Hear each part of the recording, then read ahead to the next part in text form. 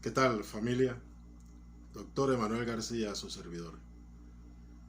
Voy a darle un pequeño giro a lo que he venido haciendo en las últimas semanas, desde que inició el año 2021, porque me es necesario dar un mensaje, y este es el mensaje porque he sido en cierta forma cuestionado en lo que estoy realizando y que en mi convicción interior lo estoy haciendo para el Señor.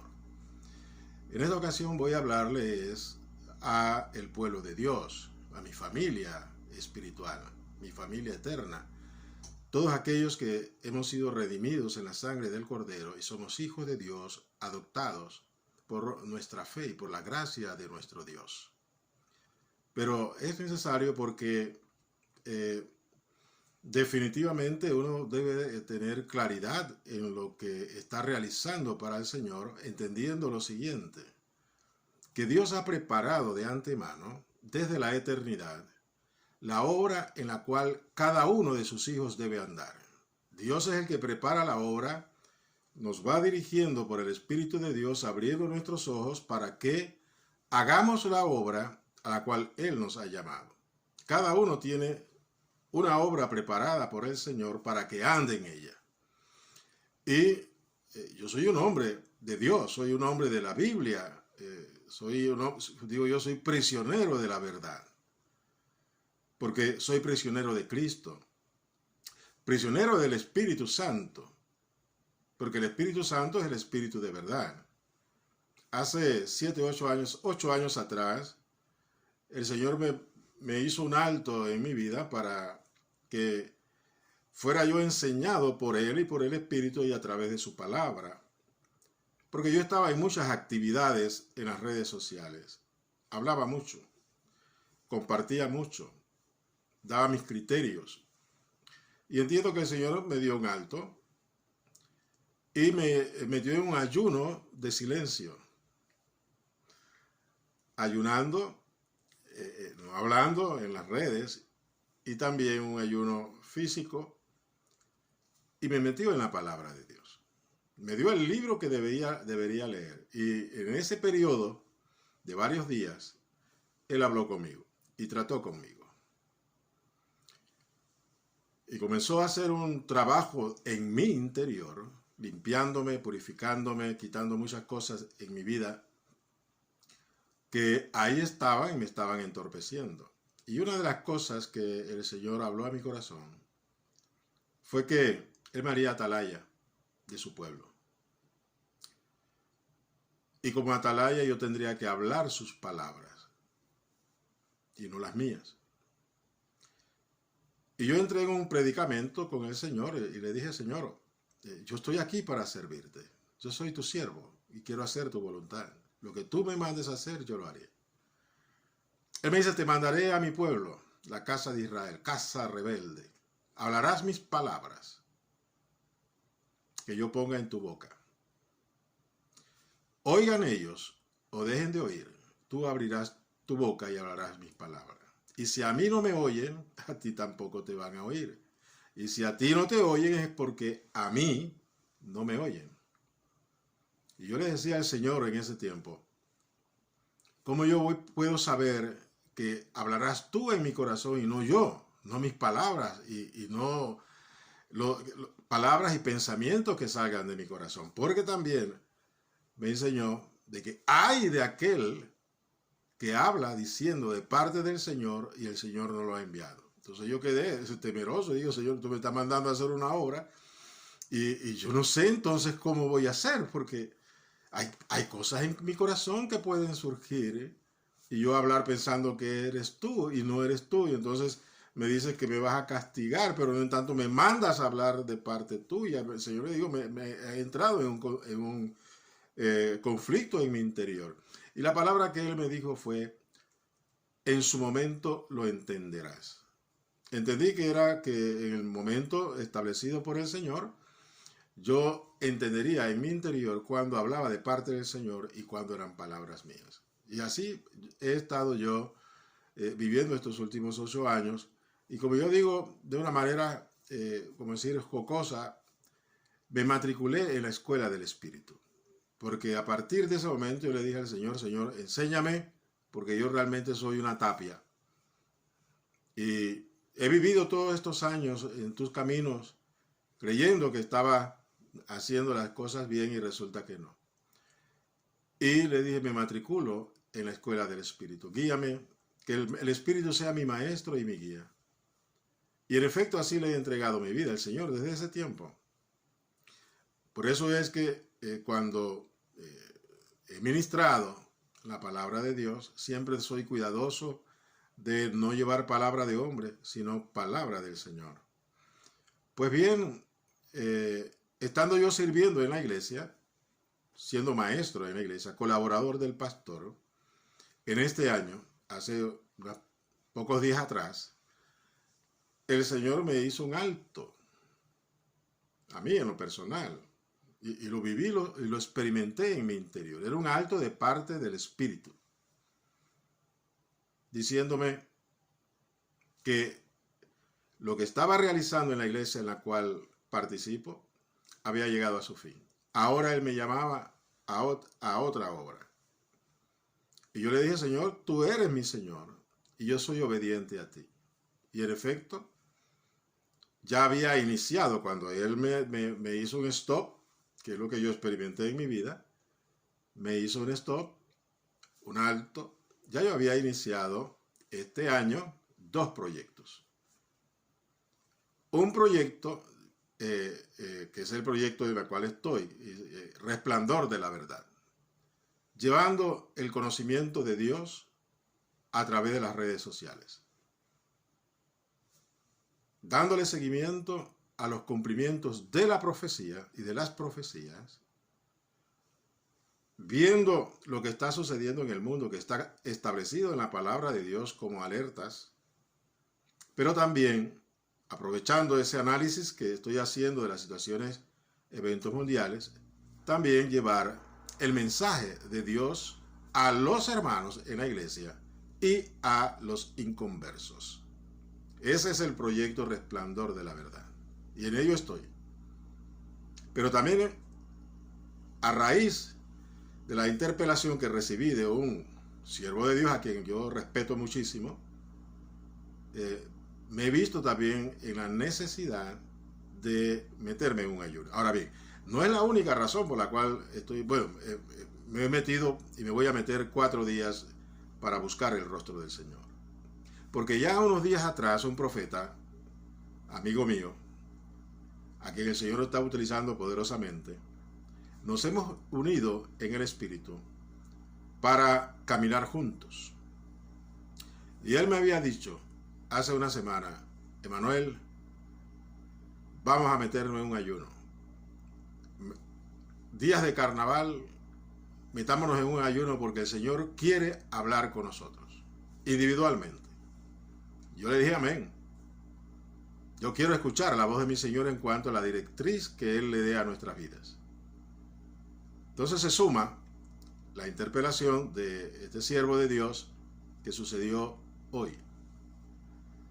Yo quise responder inmediatamente, pero también entendí que el Espíritu me detuvo y dice, espera. Yo te daré las palabras. Y este día yo me he pasado buscando el rostro del Señor para que me dé las palabras para responder la interpelación del siervo. Y esto es lo que voy a hacer en este video. Este y otro video adicional. Son 2 videos que voy a grabar ahora. Ya estamos en la 3ª vigilia de la noche. Y yo estoy acá para compartir la palabra y darle respuesta al siervo.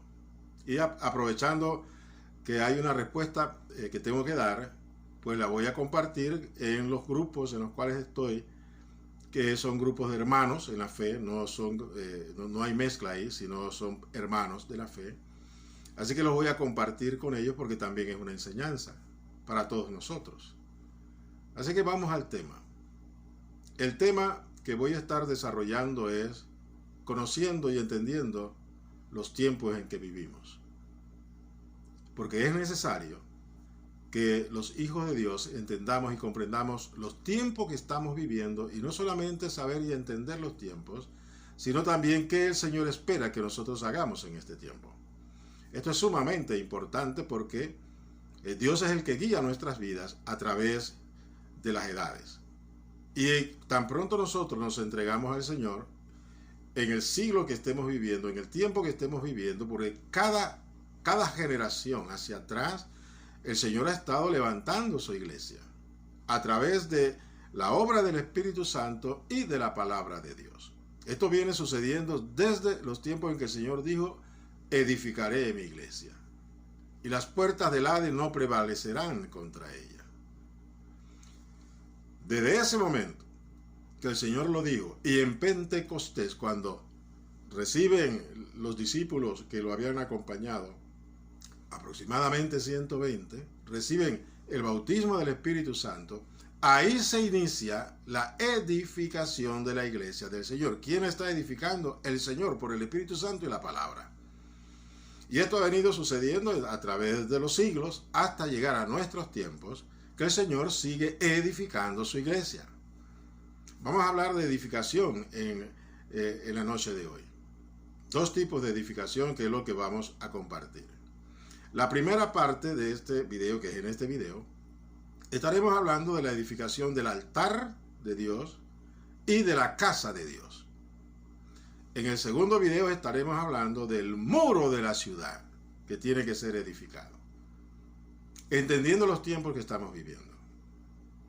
Pues bien, dice el Señor en su palabra, esto está en Oseas capítulo 4, versículo 6, mi pueblo fue destruido porque le faltó conocimiento. La falta de conocimiento del pueblo de Dios hace o permite que venga la destrucción sobre el pueblo, porque no entienden los caminos de Dios, no entienden la voluntad de Dios y no la hacen. Al no hacerlo, por esa falta de conocimiento, entonces viene la destrucción. También en Isaías capítulo 5, versículo 13, dice: por tanto mi pueblo fue llevado cautivo porque no tuvo conocimiento, y su gloria pereció de hambre, y su multitud se secó de sed. Aquí hay dos mensajes que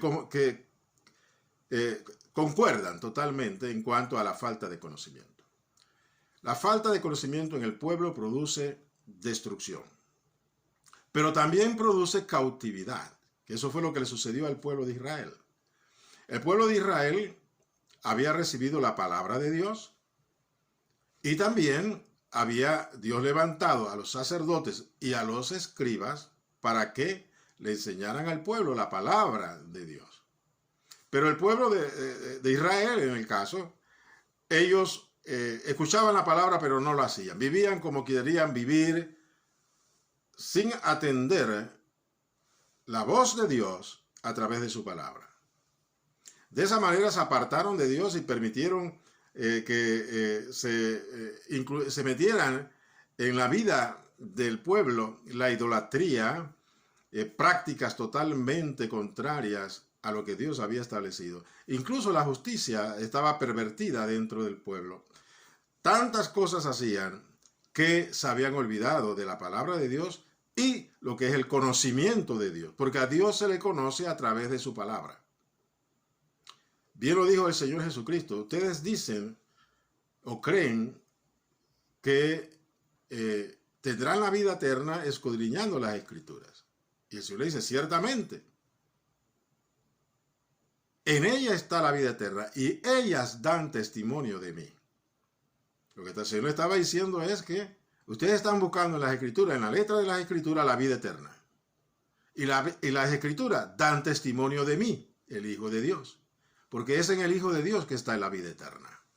Y ellos habían perdido el enfoque totalmente y se habían apegado a la letra de la palabra. Y además de eso les sumaron algunas doctrinas de hombre que pervertieron totalmente las enseñanzas de Moisés.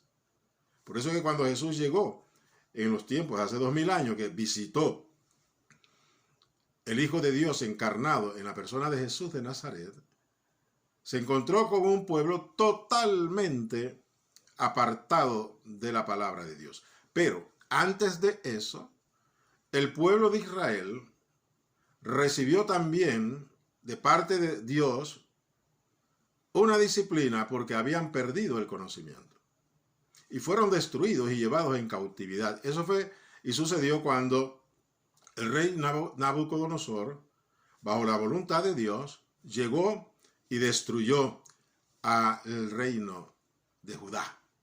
Ya el reino de Israel, el reino del norte, había sido destruido años atrás, muchos años atrás. Se habían levantado los asirios y arrasaron con el pueblo, el reino de Israel, que también era pueblo de Dios, pero se habían apartado, se habían mezclado, estaban totalmente mezclados. Entre lo que es el conocimiento de Dios y la idolatría, estaban totalmente y alejados de lo que era el templo y los sacrificios que Dios había establecido para todo el pueblo de Israel. Ellos dividieron el reino en dos, el reino del norte con 10 tribus y el reino del sur con 2 tribus, la tribu de Judá y la tribu de Benjamín. O sea que esa falta de conocimiento hizo que el reino del norte fuese destruido totalmente. Desapareció el reino del norte, el reino de Israel, y fueron dispersados por todas las naciones. Pero, como 700 años antes de la venida de Cristo, también el pueblo de Israel, el reino de Judá, del sur, se había apartado de los caminos del Señor. Falta de conocimiento. Y esto trajo destrucción y cautividad. Fueron llevados cautivos a Babilonia. Pero Dios nunca abandonó a su pueblo, sino que les dio promesa de que volverían a ser nuevamente restaurados en la tierra prometida que Él le había dado a Abraham, Isaac y Jacob. Y en efecto, el profeta Jeremías profetizó que estarían 70 años cautivos antes de volver de la cautividad. Y Dios cumple su palabra y su propósito. Y esto sucedió definitivamente. ¿Qué hizo el Señor? Es lo que vamos a entrar nosotros, que este es el mensaje de hoy. Vamos a compartir el libro de Esdras, que habla sobre esto. En el libro de Esdras, vemos desde todo el libro de Esdras es lo que es la reconstrucción del altar de Dios y el templo de Dios en Jerusalén, porque es ahí donde Dios se manifestaba al pueblo de Israel. No había otro templo en todas las naciones en la cual Dios se manifestara, solamente en el templo en Jerusalén. Pero el pueblo estaba cautivo en Babilonia y se habían acostumbrado a la cautividad, cada uno haciendo lo suyo. Incluso ni pensaban en la restauración. Pero mire usted lo que hace Dios. Eso está en Esdras, en el capítulo 1. Dice, en el primer año de Ciro, rey de Persia, para que se cumpliese la palabra de Yahweh por boca de Jeremías, despertó Yahweh el espíritu de Ciro, rey de Persia, el cual hizo pregonar de palabra y también por escrito por todo su reino, diciendo, note usted, Dios inicia lo que es el cumplimiento de los tiempos de la restauración del templo en Jerusalén. No utiliza a un judío, utiliza a un gentil, al rey Ciro, rey de Persia, porque ya Babilonia había caído. Ahora reinaban en el reino de Babilonia los persas, y entre ellos el rey Ciro el Grande. Y a este rey Dios lo llamó mi siervo. Sin ser judío, lo llamó mi siervo. Y al rey, en el caso que era del imperio babilónico, que ellos habían heredado, ahora era el imperio persa, él era el rey, era la autoridad máxima, la autoridad política máxima en el imperio persa, que incluía la provincia de Israel que había sido devastada. Cuando Ciro llega al trono, Ya Nabucodonosor había pasado, la época de Nabucodonosor había pasado. Los judíos estaban en Persia cautivos. Pero Ciro, por la misericordia de Dios, tenía el entendimiento de el Dios de Israel. Porque hubo profecía de parte del Dios de Israel, mucho antes de que Ciro naciese, de que él, Dios, levantaría a Ciro como su siervo, con un propósito, y el propósito era justamente de hacer volver a su pueblo cautivo en Persia, en Babilonia, hacerlo volver a la tierra prometida. Así que Dios utiliza a un gentil con poder, una autoridad, para que se cumpla lo que Dios había profetizado. Los judíos, que debían entender de profecía, ellos no estaban atentos a las profecías en su tiempo. Pero no en tanto Dios sí, porque Dios es fiel. Él había dicho 70 años estarán cautivos. Y en efecto eso pasó. Lo primero que Dios levantó fue el espíritu de el rey Ciro. ¿Para qué? Para construir el templo en Jerusalén. Mire usted, Dios es grande. Entonces dice el decreto: así ha dicho Ciro, rey de Persia, Yahweh, el Dios de los cielos. Él no dice Yahweh mi Dios, el Yahweh, el Dios de los cielos, me ha dado todos los reinos de la tierra y me ha mandado que le edifique casa en Jerusalén, que está en Judá.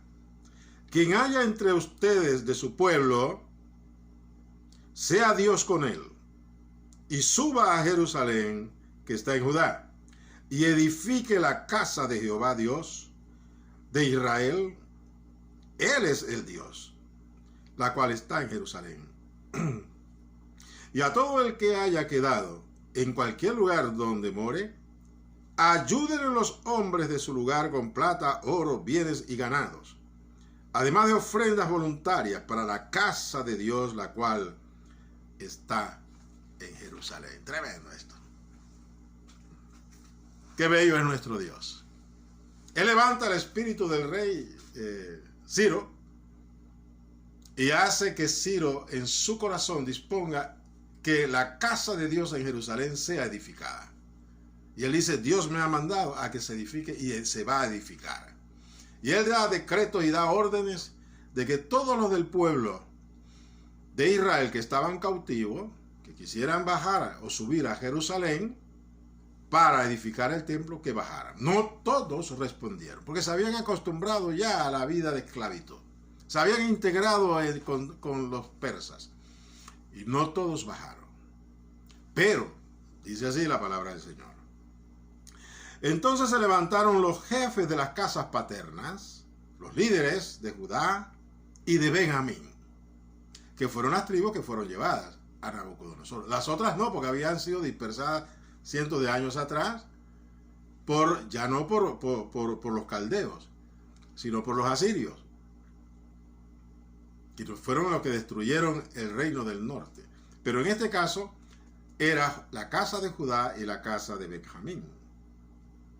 Dice: entonces se levantaron los jefes de las casas paternas de Judá y de Benjamín, y los sacerdotes y levitas, todos aquellos cuyo espíritu despertó Dios para subir a edificar la casa de Yahweh, la cual está en Jerusalén. Oh, bendito Dios. También acá, ellos no estaban examinando las escrituras, pero tan pronto vino el decreto del rey Ciro, Dios levantó el espíritu de aquellos que tenían que ir a edificar la casa.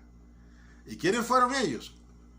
Los príncipes de Judá y los príncipes de Benjamín, y también a los sacerdotes y levitas. Importante esto, porque los que iban a reconstruir el templo tendrían que ser los sacerdotes. Sin embargo, de la casa de Judá y de Benjamín, en las cuales no participaban del sacerdocio, también Dios levantó el espíritu en ellos para subir a Jerusalén, para edificar la casa de Dios, que debe estar en Jerusalén. Y en efecto, así sucedió.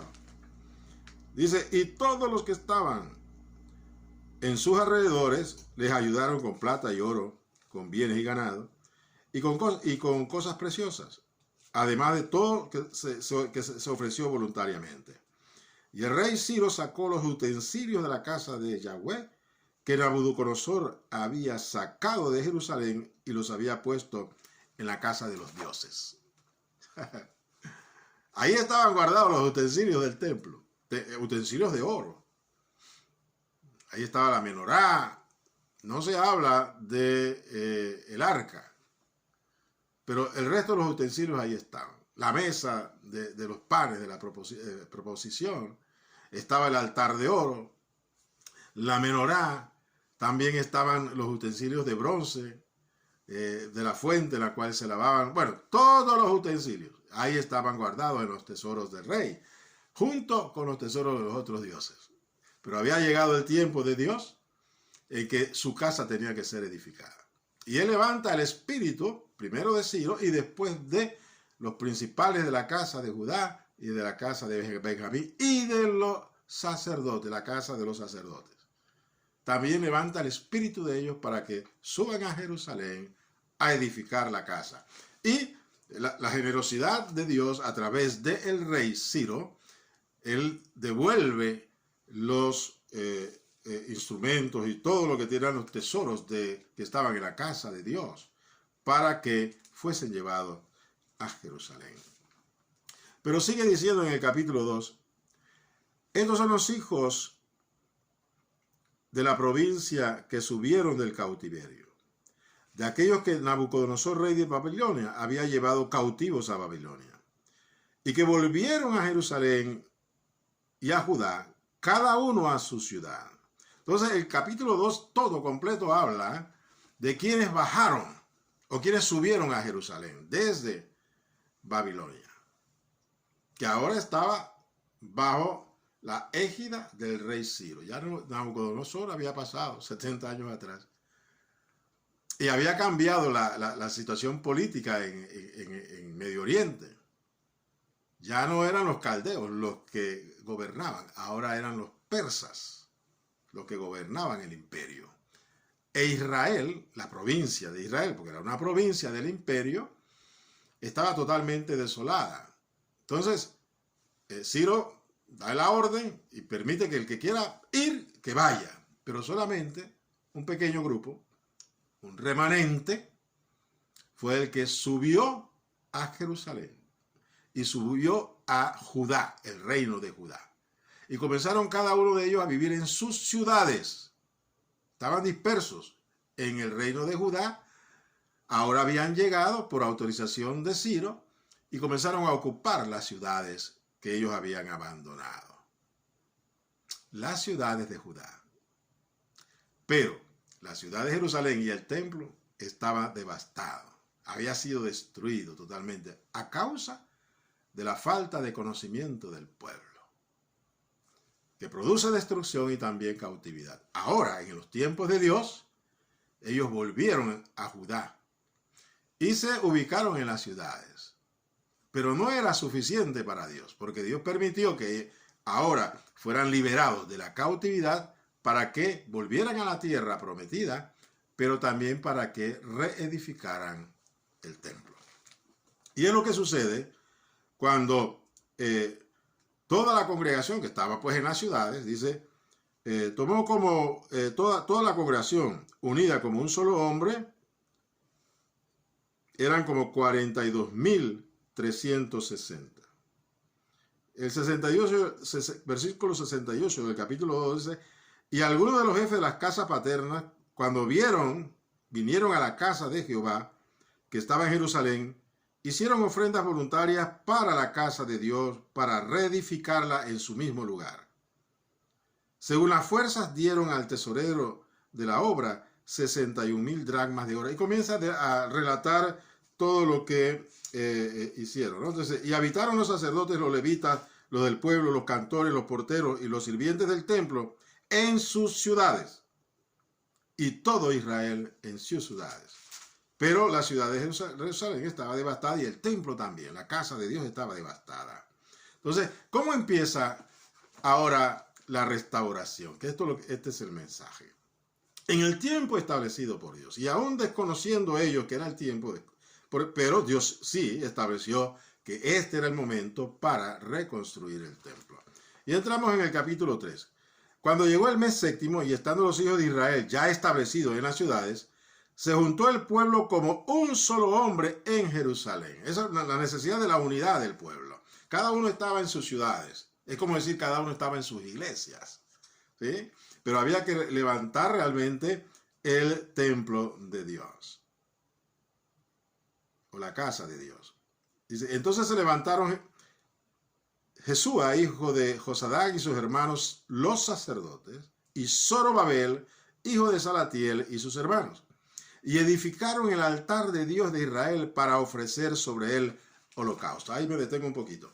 Lo primero que hacen los sacerdotes, que el Señor había encendido y levantado su espíritu, fue levantar el altar del sacrificio. Antes de levantar y construir el templo, fue necesario que ellos levantasen primero el altar del sacrificio. Porque antes de la edificación es necesario que sea restaurado el lugar en el cual se ofrecen sacrificios a Dios. En el Antiguo Testamento, el pueblo de Israel ofrecía sacrificios que era la matanza de animales que eran ofrecidos a Dios en ese ritual establecido por el mismo Dios para el pueblo de Israel con respecto pues a los sacrificios de animales. Porque los sacrificios de animales presagiaban y apuntaban hacia el sacrificio de Cristo en la cruz del Calvario. Eran una figura de lo que vendría después, que era el sacrificio perfecto, agradable a Dios. Así que lo primero que ellos hicieron fue construir y reconstruir el altar de Dios. Porque antes de que cualquier obra que nosotros hagamos, tenemos nosotros que restaurar el altar de Dios en nuestras vidas primeramente. Y esto es lo que sucede actualmente en la iglesia. Lo primero que Dios hace es sacarnos de la cautividad del pecado y de la muerte. Venimos a Cristo y comenzamos a levantar ahora el altar de Dios en nuestros corazones para ofrecerle sacrificios espirituales a Dios. Ya no sacrificios como hacían los israelitas en el Antiguo Testamento, sino sacrificios espirituales agradables a Dios. Eso a nivel personal. Por eso es importante establecer que en la restauración que Dios hace en nuestras vidas, primero comienza con nosotros, en lo individual. Es necesario levantar el altar del sacrificio en nuestras vidas. Y así también este altar es el altar de sacrificio en nuestras vidas y en la de nuestra casa, nuestra familia. Es lo que está simbolizado en lo que están haciendo estos reconstructores, que vinieron de Babilonia a reconstruir la casa de Dios. Y empezaron por el altar. Porque antes de construir el resto, que es la casa, lo principal es el altar, donde se ofrecen los sacrificios a Dios. Bien, seguimos adelante. Dice, bueno, y colocaron el altar sobre su base porque tenían miedo de los pueblos de las tierras y ofrecieron sobre él holocaustos a Jehová, holocausto por la mañana y la tarde. Ellos ya construyeron y pusieron los cimientos, que era lo importante para que levantar el altar. El altar estaba descubierto, pero era importante porque ahí salían los sacrificios agradables a Dios. Desde el primer día del mes séptimo comenzaron a ofrecer holocaustos a Yahvé.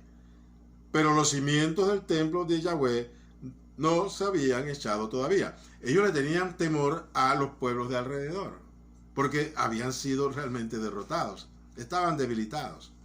Y los pueblos de alrededor eran fuertes. Así que ellos tenían temor de ellos. En el versículo 8 en adelante empieza lo que es, ya se había reconstruido el altar, ahora estaban tirando los cimientos del altar. En el segundo año, mire, después que ellos llegaron, hicieron esto, recogieron dinero para los albañiles y carpinteros para establecer y reconstruir lo que eran los cimientos del templo. Ahora sí, los cimientos del templo. Primero era el altar, ahora venían los cimientos del templo. Ya el altar estaba reconstruido, pero faltaba ahora levantar el templo. Entonces comenzaron a tirar los cimientos del templo. En el año segundo de su venida a la casa de Dios en Jerusalén, en el mes segundo, comenzaron Zorobabel, hijo de Salatiel, Jesúa, hijo de Josadak, y los otros sus hermanos, los sacerdotes y los levitas, y todos los que habían venido de la cautividad a Jerusalén, y pusieron a los levitas de 20 años arriba para que activasen la obra de la casa de Yahweh. Bien, relata todo el resto del capítulo 3, cómo se fueron tirando los cimientos del templo. Ahora sí, ya el altar estaba restablecido, ahora había que levantar el templo. Entonces hay que echar los cimientos, y eso es lo que ellos estaban haciendo. Y en cuanto echaban los cimientos, en el caso Zorobabel y sus hermanos pusieron a levitas y cantores a alabar y glorificar el nombre del Señor en cuanto se echaban los cimientos. Estaban cantando alabanzas al Señor, contentos y gozosos, porque estaban haciendo la obra que el Señor había dicho que se hiciera. Entonces, a medida que estaban haciendo esto, ellos comenzaron a llorar, dice, y muchos de los sacerdotes, los levitas de las casas paternas, ancianos que habían visto la casa primera, o sea, la casa de Salomón, el templo de Salomón, que era hermosísimo, dice, viendo echar los cimientos de esta casa, lloraban en alta voz, mientras muchos otros daban grandes gritos de alegría. Había una mezcla de llanto y de alegría, y grandes gritos, gran lloro y gran lamento. No lamento, sino lloro de tristeza, y otros de gran alegría, porque ellos, los que lloraban, se acordaban del templo de Salomón y su hermosura, y ahora estaban humildemente tirando los cimientos más sencillos y más humildes de la casa del Señor. Y no podía distinguir el pueblo el clamor de los gritos de alegría de la voz de lloro, porque clamaba el pueblo con gran júbilo y se oía el ruido hasta lejos. Oh, bendito Dios. Sí, ellos estaban, unos llorando, otros cantando de alegría, porque estaban tirando los cimientos del templo. Ahora, el capítulo 4 habla de que había una situación, y es que había enemigos de la construcción del altar y del templo, que eran los adversarios que vivían alrededor, los enemigos de Israel. Oyendo los enemigos de Judá y de Benjamín que los venidos de la cautividad edificaban el templo de Yahweh, Dios de Israel, vinieron a Zorobabel y a los jefes de las casas paternas y le dijeron, edificaremos con ustedes, porque como nosotros buscamos a vuestro Dios, y a él ofrecemos sacrificios de los días de Esar, Edom, rey de Asiria, que nos hizo venir aquí.